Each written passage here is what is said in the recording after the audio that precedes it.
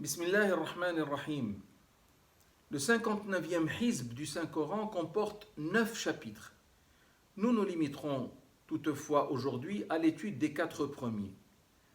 Le chapitre de la nouvelle est le numéro 78, Surat An-Naba.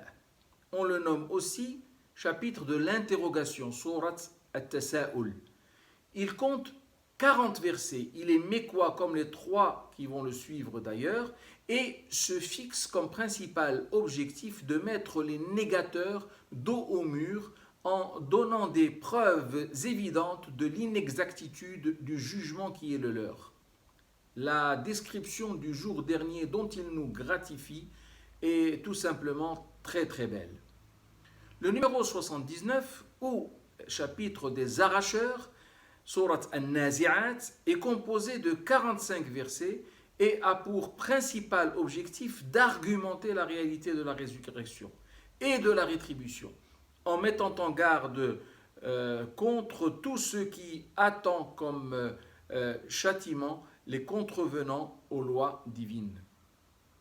Il emploie des arguments similaires à ceux lancés dans divers chapitres qui lui ressemblent et d'autres encore plus originaux, tels le fait de comparer la position des polythéistes mécois qui se sont opposés au prophète à celle de Pharaon qui jura d'anéantir Moïse et son peuple et qui, in fine, n'est parvenu qu'à signer son acte de perte.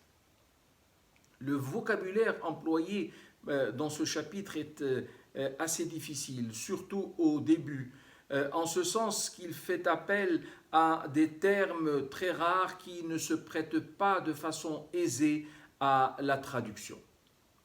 Le numéro 80, au chapitre d'Il s'est renfrogné, Surat Abas, tire son nom de l'histoire qui a été à l'origine de sa révélation.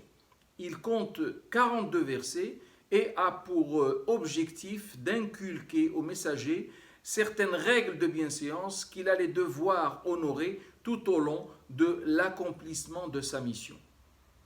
Il traite aussi de la résurrection et étale des arguments déjà utilisés par ailleurs, ainsi que d'autres tout nouveaux, à même de convaincre les plus réticents de la réalité de la vie après la mort.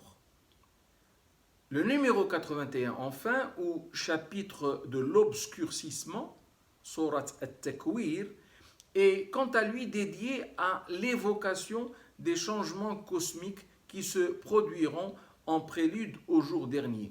Sa deuxième partie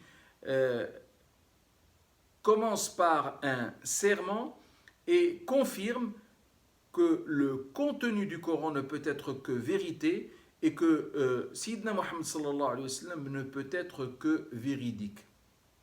Aide-nous, Allah, à aimer le Coran dans sa totalité et tout spécialement les 4 chapitres que nous venons de découvrir.